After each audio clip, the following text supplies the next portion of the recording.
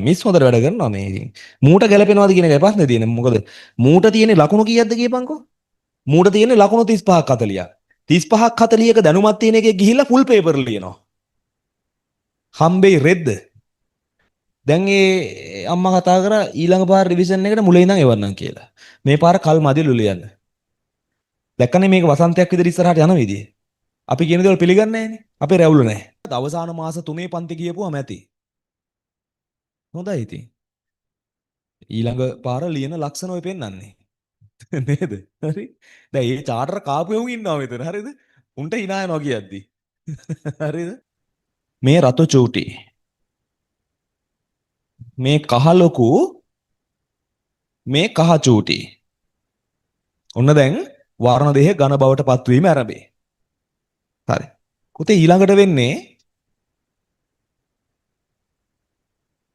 න්‍යෂ්ටිකාව අතුරුදන් වීමට පටන් ගනී. කරේට පිළිවෙල මතක තියෙන්න ඕනේ. ඊට පස්සේ දැන් මට මතකයි උපාගම මම ලාවට බලනවා හරිද? ගණන් ගන්න නෑ හරි. න්‍යෂ්ටිකාව අතුරුදන් වෙනවා. උපාගමේ මං කිව්වා හරි.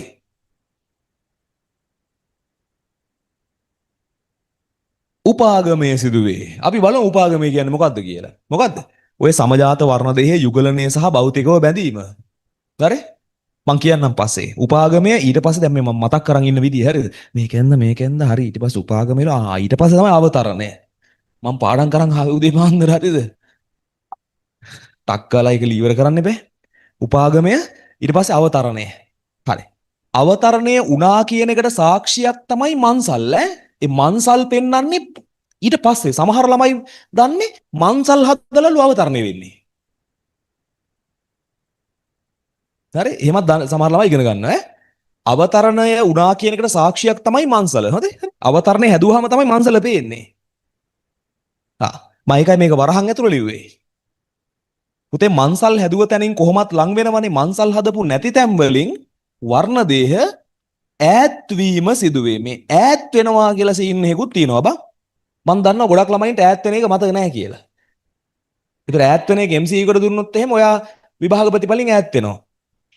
හරිද? ඔයාට මෙඩිසින් යන්න බැරුව ඈත් වෙලා ඉන්න වෙන්නේ. සෑහෙන දුරකට වෙලා ඉන්න වෙනවා. හරි. ඈත් වෙන සීන් එක එනවා. ඊට පස්සේ මට හොඳට මතකයි අන්න ලොකු රවුම අඳිනවා. මම එහෙමයි පාඩම් කරන් ආවේ. මුලින් තියෙන්නේ චූටි රවුම, පස්සේ තියෙන්නේ ලොකු රවුම කියලා. මොකද්ද? න්‍යෂ්ටි ආවරණය බිඳ වැටේ. ඊට පස්සේ තරකුව හදනවා. ඊට පස්සේ පුතේ අර වර්ණ දේහවල කයින්ට කෝර වලට සම්බන්ධ වෙලා මේ මොකක්ද කරන්නේ? යෝග කලා තලය දෙසට වර්ණ දේහ ගමන් කරන්න පටන් ගන්නවා. දැන් හිතන්නකො ප්‍රාග් කලාව එකේදී යෝග කලා තලය දෙසට වර්ණ දේහ ගමන් කරන්න පටන් ගන්නවා කියලා එකක් තියෙනවා. තියෙනවා එහෙම එකක්. හරි? ඊගෙන මෙන්න හරිම පිළිවෙල. අපේ රිවිෂන් පන්තිය මේ ගොඩක් ළමයින්ට මදි හොඳේ. ඒ ළමයින්ට ගොඩක් වැඩ කරන්න ඕනේ. ෆුල් පේපර්ස් එහෙම ගොඩක් ඕනේ ඒගොල්ලන්ට. ඒ නිසා ගොඩක් ළමයි නැවතිච්ච බව දැනෙනවා. පව් අහිංසකයෝ. මං අන්තිම ටිකේ කොහොමත් වැඩ කරනවා. දැන් ආද ඉඳන් දෙන්න ගන්නේ මොකද්ද?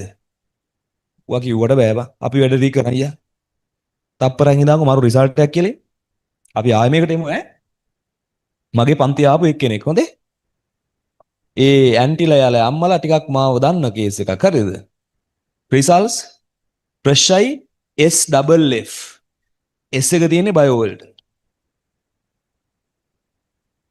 S එක තියෙන්නේ බයෝ වලට. ඊළඟ පාර පන්ති සේරම මාරු කරලා බයෝ පන්තියත් මාරු කරලා ඒ කියන්නේ ළමයාගේ අඩුපාඩුව නෙමෙයි ගුරුවරයාගේ අඩුපාඩුව කියන සීන් එකකින් මගේ පන්තියත් අයින් කළා.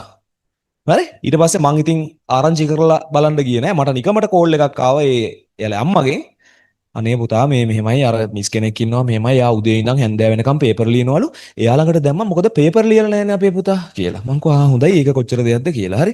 හැන්දෑ වෙනකම් පේපර් ලියනනම් කොච්චර හොඳද? හරි? මං කිව්වා ඉතින් හා කියලා. නරකයි කියන්න බෑනේ. ඔය බොයිස් එක ළඟ වගේ මං හිතන්නේ පන්තියේ තියෙන්නේ. එහෙම අවුලක් ගන්න එපා මේ මිස් හොඳට වැඩ කරනවා මේ ඉතින්. මූට ගැලපෙනවද කියන එකයි ප්‍රශ්නේ තියෙන්නේ. මොකද මූට තියෙන ලකුණු කීයක්ද කියපන්කෝ? මූට තියෙන ලකුණු 35ක් 40ක්. 35ක් 40ක දැනුමක් තියෙන එකේ ගිහිල්ලා ෆුල් පේපර් ලියනවා. හම්බෙයි රෙද්ද. ලකුණු 65ක විතර ඔලුවක් තියෙනවා නම් අන්න පේපර් ලියන්න යන්න. හරි? මේ ලකුණු පොඩ්ඩක් තියාගෙන පේපර් ලියන්න යනවා. මම දන්නවා ඊළඟ පාර සහ සුද්දේ මූට වෙනදී. මේ S එකක් නැති වෙනවා කියලා මම දන්නවා. හරිද? රිසල්ට්ස් ආවා මට ප්‍රතිඵල කිව්වා. S2යි F1යි කිව්වා. F කෙමිස්ට්‍රි වලට. F කෙමිස්ට්‍රි වලට. මට ඒත් පිළිගන්න බෑ ඉතින් ඕක. මොකද මම දන්නවනේ. මම ළමයි හැරෙද්දි මම දන්නවා. පස්සේ මේ ඊයේ පෙරේද හරිම රිසල්ට් එක ආරංචි වුණා. තියෙන්නේ මෙන්න මේ S එක විතරයි. මේකත් F. Bio fail. දැක්කනේද පේපර් කෙරුවා හොඳකම. පේපර් කරාට කමන්නේ නැහැ පුතේ. උඹට පුල් පේපර් නෙමෙයි උඹට පේපර් ඔක්කොම ටික අරගෙන කෑවත් කමන්නේ නැහැ. ඇයි? උඹට ඒක ගැලපෙනවා. මේ ලකුණු නැති උන් පේපර් ලියලා හරියන්නේ නැහැ. පිස්සු. කිව්වට බෑ. දැන් ඒ අම්මා කතා කරා ඊළඟ පාර රිවිෂන් එකට මුලින් ඉඳන් එවන්නම් කියලා. මේ පාර කල් මදිලු ලියන්න. දැක්කනේ මේක වසන්තයක් විතර ඉස්සරහට යන විදිය. අපි කියන දේවල් පිළිගන්නේ නැහනේ. අපේ රැවුල නැහැ.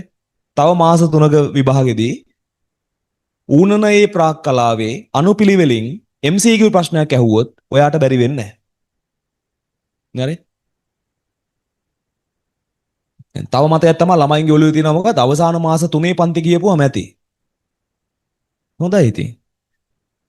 ඊළඟ පාර ලියන ලක්ෂණ ඔය පෙන්වන්නේ. නේද? හරි. දැන් මේ චාටර් කාපු එවුන් ඉන්නවා මෙතන. හරිද? උන්ට hina යනවා කියද්දි. හරිද? ඇත්ත කතාව. ඕක පුතේ දෙවෙනි පාර ලියන එකට තේරෙන්නේ නැහැ කිව්වා. ඌත් කාලා බලලම තමයි හැම පාරකම වෙන්නේ මාළුව ඇම ගිලිනවා වගේම තමයි. මාළු ඇම දානවා මාළු ඇම ගිලිනවා අහු වෙනවා ඇමට. ඒ මාළුවට ආයේ පණවිඩය කියා ගන්න බැරි වෙනවා.